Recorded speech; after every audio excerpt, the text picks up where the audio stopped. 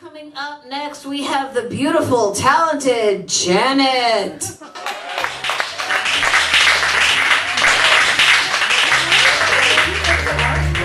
Hello. You're a multitasker. I'm a multitasker. I'm beautiful and talented. I would look this up. There we go. I'll figure out how this works. Hi. I'm sorry I had to put in my Chicago music in the background because I'm never going to forget that I'm a Chicago girl. Sorry. Hi, I've got 3 pieces for you. The first 2 are things to make you think. Yeah, and then I'll just be interesting new at the end. But this one I had to do now. It's the only time I can do it. I guess it's called Valentine's Day, 25 days away.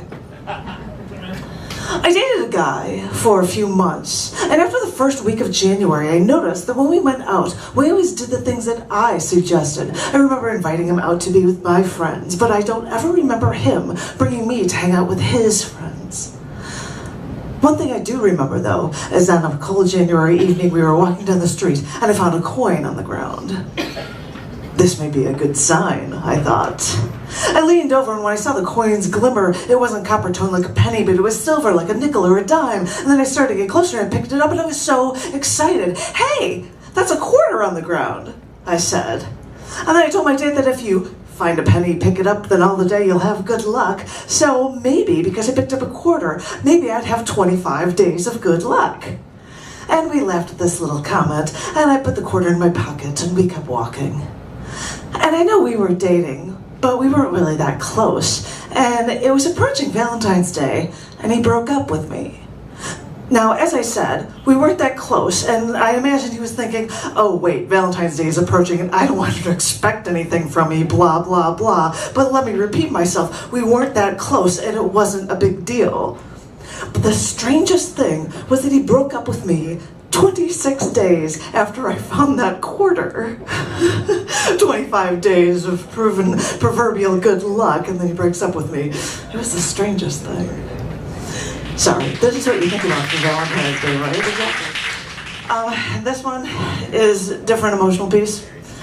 I'll call it Unmarried Women and Dead Bodies Everywhere. The Ganges River in India, the most sacred river to Hindus, is still religiously renowned. But on one day not too long ago, at one tributary of the Ganges River, they discovered 28 bodies. The locals first spotted these corpses when vultures surrounded these bodies as they piled up along the shore. Online news sources explain the bodies may have been left there from families who couldn't afford a burial. And these same online news sources, lucky you can see videos of dogs eating the flesh of the dead. But I was there. I read those newspapers as the Star of India came out to me daily while locals discovered more bodies before they found 104. And the local papers explain that this tradition of Halaprava is custom in some cultures because when unmarried women die, their bodies are dumped in the river. Unrecognizably decomposed, more and more bodies of unmarried women kept floating to the surface in just a few days on the sacred Ganges River. I kept looking for an explanation, and all I could think was that the river was supposed to be sacred, and I wondered if this was their effort to give these women a family in the afterlife, putting them in a river they call sacred. Because I know how they view women in India.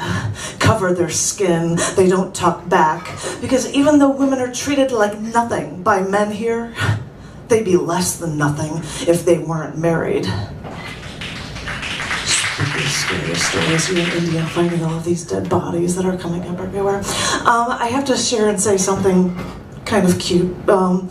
18 years ago, oh, by the way, I wore this thing because you guys are all so money. Sorry.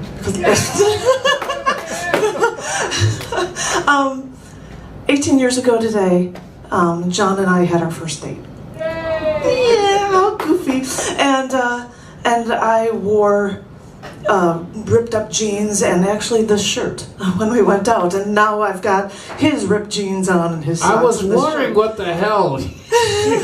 Both of y'all. I'm like, well, it's getting cold. I'm like, I'm putting these pants on because I can. Why not? So anyway, this is new. I just recently wrote this one, and this is called "A Yearning to Break Free."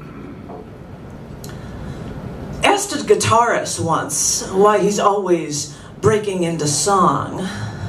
He told me that he had to fill his head with music, or else a billion ideas would overflow his brain and he wouldn't be able to focus on anything. I thought about this, and I wondered if this is the plight of the creative. That we're all bombarded with these ideas. They attack us, they assault us, they bombard us, they infect our brains. And then, every once in a while, we let one crystallize. And we give our scattered minutiae form, and you call it a work of art. But you don't understand. If I let it all out, my brain would explode. I suppose these are the trials of the creative, with all these ideas scratching at our brains, yearning to break free. And us creative types, we're left to pick and choose from what deep within us is worth sharing with the rest of the world. You call it art. I call it what keeps me sane. Thank you.